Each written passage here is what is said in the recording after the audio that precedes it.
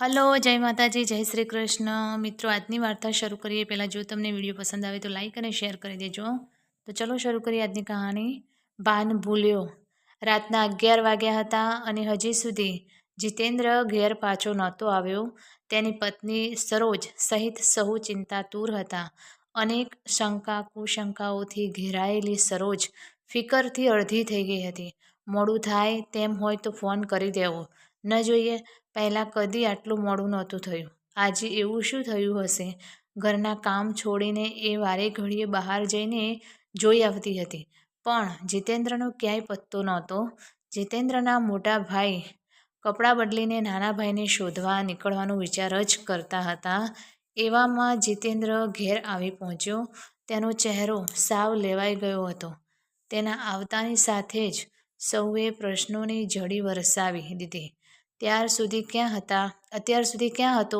Phone પણ ન કરી શકાય એવા કયા અગત્યના કામે રહેવું પડ્યું હતું? પહેલાં પાણી પીને જીતેન્દ્ર નિરાતે બેસતા બોલ્યો, મોટાભાઈ, આજે આપણા ભાગીદાર તરુણે આપણને નોટિસ મોકલી છે. તેને પોતાના હિસ્સાના શેરના નાણાં તાકીદે પાછા જોઈએ છે. નહીંતર એ શેર બજારમાં વેચી નાખશે તો કંપનીનો વહીવટ બીજાના હાથમાં જતો રહેશે. આ બાજુ આપણે પણ હમણાં ખાધમાં છીએ. એવા એ સંજોગોમાં એ પોતાના નાણાં પાછા લઈ લેશે તો આપણે મુશ્કેલીમાં મુકાઈ જઈશું. સવારથી આ બાબતની દોડાદોડીમાં પડ્યો હતો, તેથી આટલું મોડું થઈ ગયું. પછી કામ પત્યું ખરું? માતાએ ચિંતાતુર સ્વરે પૂછ્યું. હા, આપણા મેનેજર રતિલાલ અને સોલિસિટર રૂપલાલ પાસે લઈ ગયા. તેમણે બધા કાગળ જોઈને પછી કહ્યું કે તમે ચિંતા મૂકી દો, હું બધું સંભાળી લઈશ. અત્યારે હું બારોબાર તેમની પાસેથી જ આવ્યો છું. જીતેન્દ્રની વાત સાંભળીને સૌએ રાહત અનુભવી. ધંધાનો વહીવટ પોતાની પાસે ટકાવી રાખવામાં સમય તો ગયો, પણ રૂપલાલે આપેલું વચન પાળી બતાવવામાં કોઈ કસર બાકી ન રાખી. જીતેન્દ્રએ તેને મોં માંગી ફી આપવા ઉપરાંત એક સાંજે સહકુટુંબ તેમને જમવા માટે પણ બોલાવ્યા હતા. રૂપલાલે સરોજને જોઈ તો મુગ્ધતાથી જોતો જ રહ્યો. બીબાઢાળ સુંદરતા, ગોરા વાનની રેશમી ત્વચા, સુડોળ અંગે અંગમાંથી નીતરતી કમનીયતાવાળી સરોજ તેને સુંદરતાની અણમોલ કૃતિ જેવી લાગી. તેના તેજસ્વી ચહેરા પરથી નજર ખસેડવાનું મન રૂપલાલને નહોતું થતું, પણ કોઈ જુએ તો કેવું લાગે એમ ધારીને તેણે પોતાની જાતને વાતોમાં લગાવી દીધી. ભોજન પતાવીને જવા લાગ્યા ત્યારે ઘડીભર મન ન માન્યું. તેને અને જીતેન્દ્રને બીજા દિવસે પોતાને ત્યાં આવવાનું રૂપલાલે નિમંત્રણ આપી જ દીધું. વિરોધ કરવાનો કોઈ અવકાશ જ નહોતો, એટલે બેઉએ તેમના નિમંત્રણનો સ્વીકાર પણ કરી લીધો. ત્યાર પછી તો બંને કુટુંબો વચ્ચે ગાઢ સંબંધ બંધાઈ ગયા. રૂપલાલને જ્યારે પણ સરોજને નીરખવાની ઈચ્છા થતી, ત્યારે ધંધાની ફાઈલો તપાસી જોવાના બહાને તેને પોતાની ચેમ્બરમાં બોલાવી લેતો અને કલાકો સુધી તેની સાથે વાતો કર્યા કરતો. ઉપરાંત ચા કોફી પીવાના બહાને તેને સારા રેસ્ટોરન્ટ કે કોફી હાઉસમાં લઈ જતો. એક દિવસ વાતમાં રૂપલાલે કહ્યું, સરોજ, તમારા માવતરે શું જોઈને તમારા લગ્ન જીતેન્દ્ર સાથે કરી નાખ્યા? ક્યાં તમે અને ક્યાં જીતેન્દ્ર? કાગડો દહીથરું લઈ ગયો. એ ઉક્તિ તમારા કિસ્સામાં સાચી લાગે છે. આ સાંભળીને સરોજ સ્તબ્ધ થઈ ગઈ. સહેજ નારાજ થતાં તે બોલી, આવું તમે ક્યાં અધિકારે મને કહો છો? જીતેન્દ્ર મારા પતિ જ નહીં, પણ મારા સંતાનના પિતા પણ છે અને એ જેવા હોય તેવા મને પસંદ છે. તમને માઠું લાગ્યું હોય તો માફ કરજો, પણ સાચું પૂછો તો જ્યારે તમને બંનેને હું એક સાથે જોઉં છું, ત્યારે તમારી સાથે થયેલા અન્યાયને હું સહી શકતો નથી. ક્યાં તમારી સ્વર્ગની અપ્સરા જેવી અદ્ભુત સુંદરતા અને ક્યાં બેઠી દળીનો દુબળો પાતળો શ્યામ વર્ણનો તમારો પતિ. જીતેન્દ્ર: આટલું ઓછું હોય તેમ બોલતા બોલતા તે થોડું ખમચાય પણ છે. તમારા માવતરને બીજો કોઈ સારો મૂર્તિયો ન મળ્યો? એવો પ્રશ્ન વારંવાર મારા મનમાં થાય છે. એ કારણે જ આજે મારા મનની લાગણી અનાયાસ પ્રગટ થઈ ગઈ. પોતાના માટે તટસ્થ માણસની સહાનુભૂતિ જાણીને સરોજનું મન પીગળી ગયું. તે સહેજ વિડવળતાથી બોલી: તમે મારી દુખતી નસ દબાવી દીધી. મારા મનમાં પણ કોળ હતા, સપના હતા, પણ મા બાપની ઈચ્છા સામે મન પર ભારે પથ્થર મૂકીને મારે જીતેન્દ્ર સાથે લગ્ન કરવા પડ્યા. તમે તેને પતિ તરીકે કેવી રીતે સ્વીકારી શકો છો એની હું કલ્પના પણ નથી કરી શકતો, અને તોય તમે આજ સુધી તેને સહન કરતા રહ્યા છો. હું સંસ્કારો અને પરંપરાઓથી બંધાયેલી ભારતીય નારી છું, એ કેમ ભૂલો છો? આ ભવ સંપૂર્ણ અધિકાર છે, હજી પણ કશું બગડ્યું નથી. આમ કહેતા રૂપલાલ ઊભા થયા. સરોજ ઘેર પાછી આવી, પણ તેના મનમાં રૂપલાલની વાતો ચક્કરની જેમ સતત ઘૂમતી હતી. રહી રહીને તેને હવે એ વાતની નવાઈ લાગતી હતી કે તેણે લગ્ન જીવનના 10 વર્ષ આ માણસ સાથે કેવી રીતે વિતાવ્યા હશે. રૂપ, રંગ કે ગુણની કશી જ વિશિષ્ટતા વગરના અને ધંધામાં રાત દિવસ ગળાડૂબ રહેતા પુરુષ પાસે પત્ની માટે માત્ર રાતનો સમય જ બાકી બચતો. કુટુંબમાં બધા સાથે જ રહેતા હોવાથી એકાંતમાં ઘડીભર વાતો કરવા માટે કે પોતાના મનની મરજી મુજબ હરવા ફરવા માટે તે તરફડતી રહેતી. માત્ર સારું પહેરવા ઓઢવાથી કે ખાવા પીવાથી માણસના અરમાન ઉમંગો થોડા સંતોષાઈ જતા હશે. સરોજને એનાથી પણ કંઈ સવિશેષ જોઈતું હતું. જેમ જેમ એ વિચારતી ગઈ તેમ તેમ તેના મનમાં ગ્લાનિનો ભાવ વધારે ઘેરો બનતો હતો. રૂપલાલે રેડેલા ઝેરની સરોજ પર ધીમે ધીમે અસર થવા લાગી. તેને હવે જીતેન્દ્રની નિકટતા ગમતી નહોતી. એક જ પથારીમાં પડખે સૂવા છતાં તેનું શરીર પતિ પાસે રહેતું અને મન ક્યાંક અન્ય સ્થળે સુખ શોધવા ભટક્યા કરતું. તેના ઠંડા વર્તનને પરિણામે તેમના દાંપત્ય જીવનમાં પણ તિરાડ પડી. જીતેન્દ્રને નવાઈ લાગતી હતી કે સરોજને શું થવા લાગ્યું હશે. હંમેશા ખુશ રહેતી પત્ની આટલી બધી ચીડિયણ કેમ થવા લાગી હશે. નાની નાની વાતોમાં વિખવાદ કરવાનું હવે લગભગ સામાન્ય થઈ પડ્યું હતું. એક દિવસ જીતેન્દ્ર ચા પીને ઓફિસે જવા નીકળતો હતો ત્યારે જ સરોજે તેની પાસેથી 1000 રૂપિયા માંગ્યા. તેથી જીતેન્દ્રએ કહ્યું, હજી પરમ દિવસે તો તેને પૈસા આપ્યા હતા, આજે ફરીથી તું પૈસા કેમ માગે છે? આટલા બધા પૈસાનું તારે શું કરવું છે? શું? આટલું સાંભળતા જ સરોજ ક્રોધથી સળગી ઉઠી અને બોલી, એટલે પૈસા ક્યાં વપરાય છે તેનો હવે મારે હિસાબ દેવાનો છે? આવતીકાલે તો હું ક્યાં જાઉં છું, કોને મળું છું એનો પણ તમે હિસાબ માગશો. એ કઈ રીત છે? જો સરોજ, મેં એવું કશું જ નથી કહ્યું. નકામું વાતનું વતેસર ન કરીશ. લે આ 1000 રૂપિયા, કહીને જીતેન્દ્રએ પાકીટમાંથી નોટો કાઢીને તેના હાથમાં આપી. સરોજે ક્રોધના આવેશમાંથી બધી નોટો ભોંય પર ફેંકી દીધી અને તે ઓરડામાંથી બહાર દોડી ગઈ. જીતેન્દ્ર પોતાનું હળહળતું અપમાન થયું હોય એમ અનુભવતો રહ્યો. ઓફિસે પહોંચ્યો ત્યારે પણ તેનો મિજાજ ગરમ જ હતો. કોઈ કામમાં મન નહોતું લાગતું. એ સમયે તેના બાળપણનો મિત્ર દિનકર આવી ચડ્યો. જીતેન્દ્રને જોતાં જ તે બોલ્યો, જીતુ, કોઈ ભારે મૂંઝવણમાં ફસાઈ ગયો છે કે શું? તારો ચહેરો કેમ આમ ઉતરી ગયો છે? ખાસ કંઈ નથી દીનુ, એમ કહીને તેણે વાત ટાળવાનો પ્રયાસ કર્યો. પણ દિનકરને તેની વાત પર વિશ્વાસ ન બેઠો. એ ખૂબ લાગણીથી બોલ્યો, તારે ન કહેવું હોય તો તારી મરજી, પણ એટલું ચોક્કસ છે કે આટલો બધો પરેશાન મેં તને કદી જોયો નથી. ઘેર તો બધા કુશળ છે ને? જીતેન્દ્રએ દિનકર સામે જોયું અને મનોમન તેને મનની વાત કહેવી કે નહીં તેની અવળવ અનુભવવા લાગ્યો. આખરે દિનકરની નિસ્વાર્થ લાગણીઓ તેને પોતાનો ભાર હળવો કરવા દબાણ કર્યું હોય કે ગમે તેમ પણ જીતેન્દ્ર બોલ્યો, "દીનુ, છેલ્લા થોડા સમયથી તારી ભાભીનું મારા તરફનું વર્તન અને મને બદલાઈ ગયેલું લાગે છે. એ મારાથી અંતર રાખવા લાગે છે. એવું શું મારાથી બની ગયું છે એ જ મને સમજાતું નથી. રાત્રે પણ ઘણું કરીને એ મોં ફેરવીને જ સૂતી હોય છે. હું અડું તો એ જાણે દાઝી ન હોય. જો તેને મનાવવાનો પ્રયત્ન કરું તો ઉઠીને દીકરાના પલંગમાં જતી રહે છે.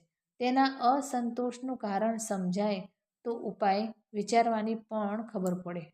આટલું કહેતા તેની આંખોમાં આંસુ આવી ગયા. દિનકર થોડો વખત ચૂપ બેસી રહ્યો. પછી બોલ્યો, "મને થોડી ધેડ બેસે છે. સરોજે તને કંઈ કહ્યું છે?" "ના, મારે તો તેની સાથે કંઈ વાત જ નથી થઈ.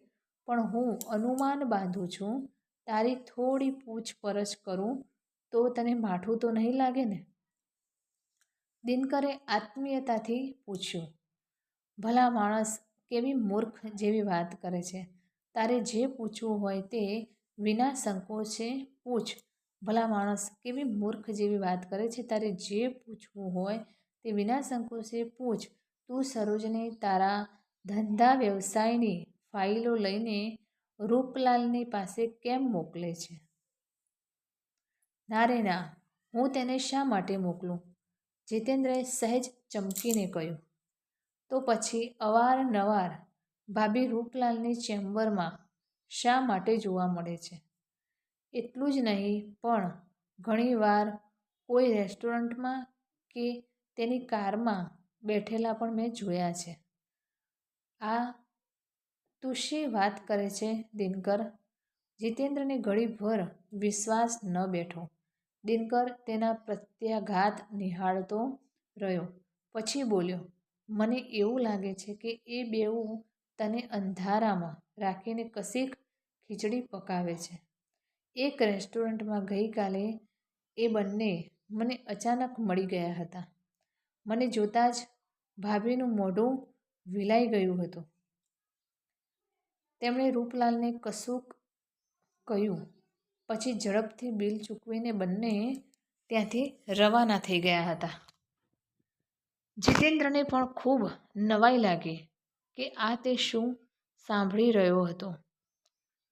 પોતાનો વ્યવસાય બચાવી લેવાની આવડી મોટી કિંમત રૂપલાલ છાનો છપનો વસૂલ કરી રહ્યો છે કે શું? દિનકરનો એકે એક શબ્દ ધગધગતા શીશાની જેમ તેના કાનમાં રેડાતો હતો. તેને આખું વિશ્વ નજર સામે ઘૂમતું લાગ્યું. દિનકર તેની સ્થિતિ જોઈને સમજાવતા બોલ્યો, "જીતુ, ભાભીને હમણાં કશું ન કહીશ. એમને ખ્યાલ આવી જશે કે મેં તને ફરિયાદ કરી છે. ધીરજપૂર્વક પરિસ્થિતિ સંભાળી લેજે." આટલું કહ્યા પછી થોડી વાર બેસીને તે ચાલ્યો ગયો. જીતેન્દ્ર જાણે સાવ નંખાઈ ગયો હોય તેવું લાગતું હતું. બસ એમ જ ભૂતકાળની યાદો તેના મગજમાં ફિલ્મની જેમ એક પછી એક પસાર થવા લાગી. નીમુ દીદીના લગ્નમાં એણે સરોજને પહેલી વાર જોઈ હતી. લગ્નમાં એ તેના માતાપિતા સાથે આવી હતી. તેના પિતા જીતેન્દ્રના પપ્પાના ખાસ મિત્ર હતા.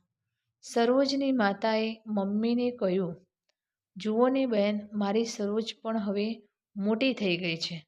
આ વર્ષે BA થઈ ગઈ. કોઈ સારું મુહૂર્ત હોય તો બતાવજો ને." મમ્મીએ ભોળા ભાવે જ જવાબ આપ્યો હતો કે, "અરે બહેન, આ જમાનામાં કોના છોકરા પર ભરોસો મૂકવો?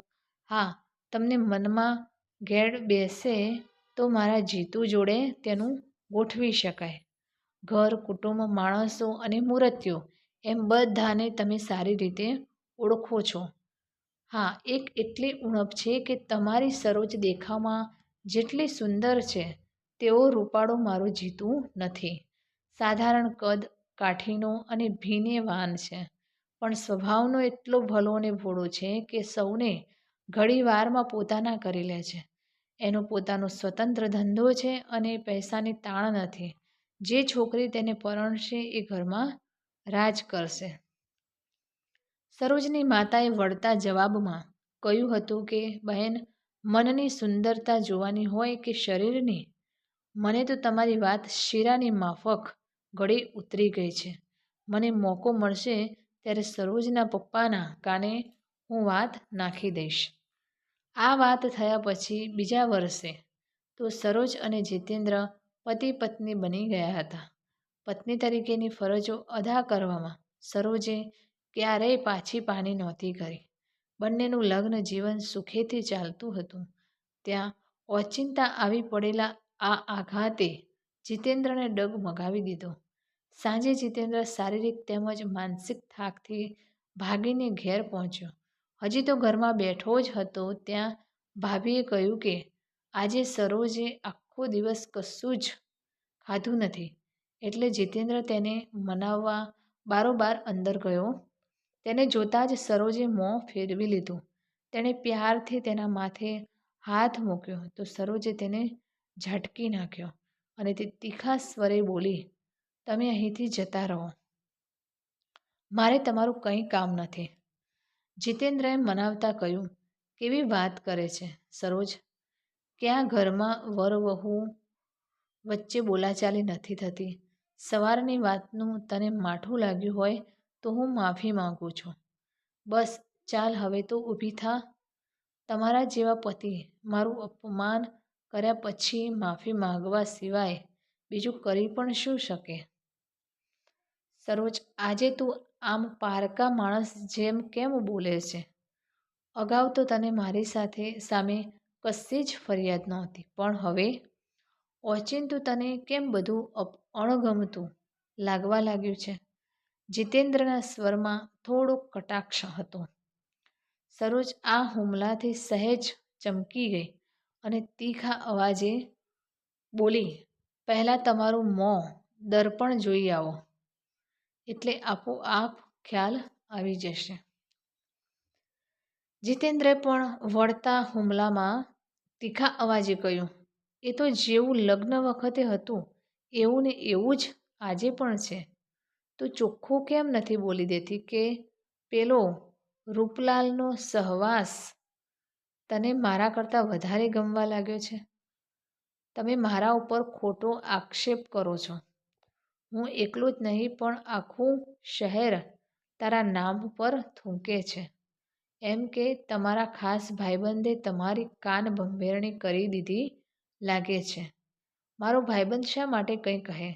તારા વર્તન પરથી જ આપોઆપ બધું સ્પષ્ટ સમજાઈ જાય છે.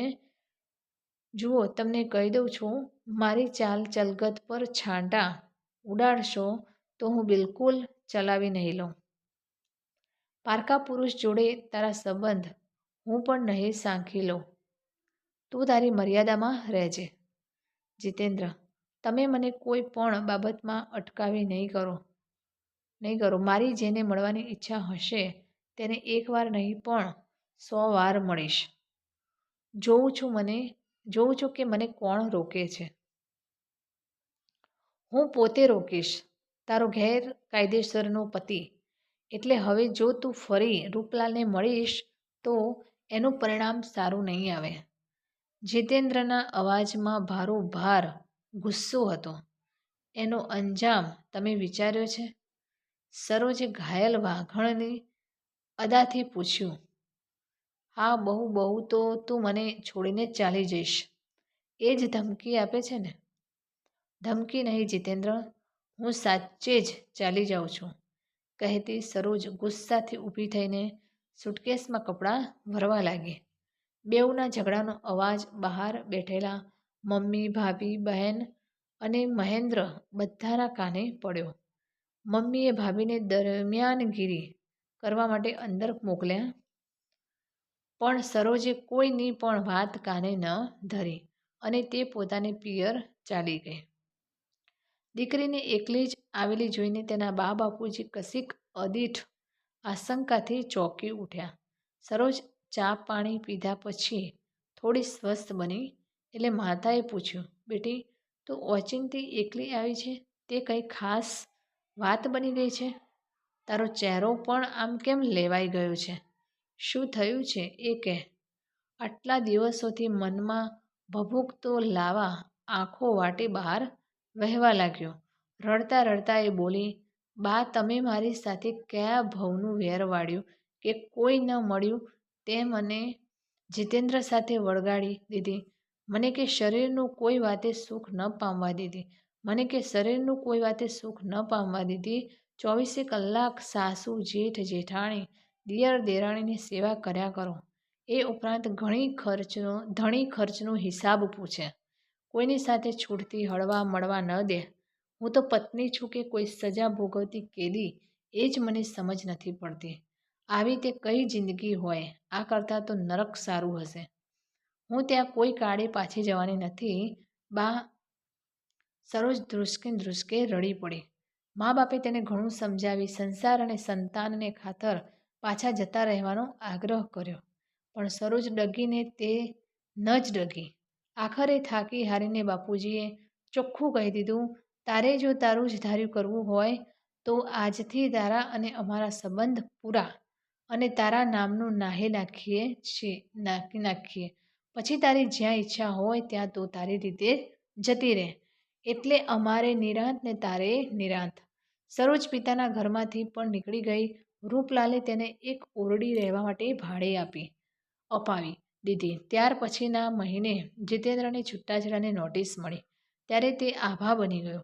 ઘરના વડીલોએ સમજાવ્યો કે કોર્ટમાં જવાથી કુટુંબની આબરૂ ધૂળધાણી થઈ જશે. એના કરતાં વહુ રહેવા જ ન માગતી હોય તો પરસ્પર સંમતિથી બંને છૂટા થઈ જાવ, તે વધારે સારું છે. જીતેન્દ્ર નરેશને પોતાની સાથે રાખવા ઈચ્છતો હતો એટલે તેણે સરોજ સાથે શરત કરી કે જો તે સંતાન ઉપરથી હક દાવો જતો કરે તો તેને છૂટાછેડા આપવામાં વાંધો નથી. કાયદેસરના કાગળો પર સહી સિક્કા કરીને સરોજે સહેલાઈથી જીતેન્દ્ર પાસેથી છુટકારો મેળવી લીધો. સરોજ હવે સ્વતંત્ર હતી. જ્યાં મરજી પડે ત્યાં જવા આવવામાં હવે તેને કોઈ ટોકનારું નહોતું. રૂપલાલ સાથે છૂટથી હરતી ફરતી, ફિલ્મો જોતી. એક દિવસ સાંજે એ તેને પોતાના ઘેર લઈ ગયો. તેની ઉપર નજર પડતાં જ રૂપલાલનો પુત્ર મુકેશ ગુસ્સાથી રાતો પીળો થઈ ગયો. તક મળતાં જ તેણે પિતાને કહ્યું, પાપા, સરૂ આંટીએ પોતાના સંસારમાં તો પલીતો ચાંપ્યો જ છે. તે છતાંય ધરવ નથી થયો કે આપણા ઘરની સુખ શાંતિ સળગાવવા અહીં આવ્યા છે. મુકેશ, રૂપલાલે ગુસ્સાથી ત્રાડ પાડતા કહ્યું. બૂમો મારવાની જરૂર નથી પપ્પા. સરૂ આંટીને કારણે આમે આપણે ગામ આખામાં વગોવાઈ ગયા છીએ. એ તમને નહીં સમજાય કે મારે અને માધુરીએ મિત્રો દોસ્તો વચ્ચે કેવા કેવા ટોણા સાંભળવા પડે છે. તેમ કહી દો કે તેમનામાં જો થોડી ઘણી પણ લાજ શરમ બચી હોત તો આજ પછી આ ઘરમાં આવવાની તસ્દી ન લે. આ પહેલાં કદી સરોજે આવા અપમાનનો સામનો નહોતો કર્યો. તેના શરીરનું રૂંવાટું ઉપેક્ષા, ધૃણા, તિરસ્કાર અને ક્રોધની લપેટમાં સળગવા લાગ્યું. રૂપલાલ તેને રોકતો રહ્યો પણ એ ઊંધું ઘાલીને ઝડપથી પોતાની ઓરડીએ પાછી આવીને પલંગમાં પડી છૂટા મોંએ રડી પડી. આંસુઓનો વેગ થોડો હળવો થયો ત્યારે તેની નજર સામે ભૂતકાળની ઘટનાઓ ઘુમરાવા લાગી. રૂપલાલની ચડામણીને કારણે તેને પોતાના જ હાથે પોતાના પગ પર કુહાડી મારી હતી. હવે તેનો પસ્તાવો કરવાથી કશું વલે તેમ નહોતું. વણ અટક્યા આંસુ વહેતા હતા. આશ્વાસનના બે શબ્દ કહેનારું આજે કોઈ તેની પાસે નહોતું. તેનું હૃદય અવહેલના અને અપમાનની પીડાથી ચૂરેચૂરા થઈને વિખેરાઈ જશે એમ તેને લાગતું હતું. એની સાથોસાથ આજે તેને પોતાની એકલતા બહુ સાલવા લાગી હતી. બીજા દિવસે કોર્ટના કામથી પરવારીને રૂપલાલ તેની પાસે આવ્યો. ત્યાં સુધીમાં એ માનસિક રીતે સ્વસ્થ બની ગઈ હતી. સરોજની પડખે બેસીને મુકેશના ગઈકાલના તે વર્તન બદલ સરોજની માફી માંગવા લાગ્યો. પોતાની આબરૂના સોગંદ દઈને એ તેને સમજાવવા લાગ્યો. સરોજ ચૂપચાપ બેઠી બેઠી બધું સાંભળતી હતી. આખરે એ બોલી, હું ફરીથી નવું જીવન શા માટે શરૂ નથી કરતી? એવું તમે એકવાર કહ્યું હતું. તમારું પોતાનું ઘર કુટુંબ છે. તમે મારે ખાતર તેને ત્યાગી ન શકો.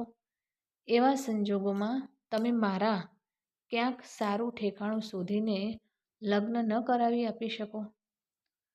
થઈ શકે. હું કાલે જ છાપામાં જાહેર ખબર આપી દઈશ.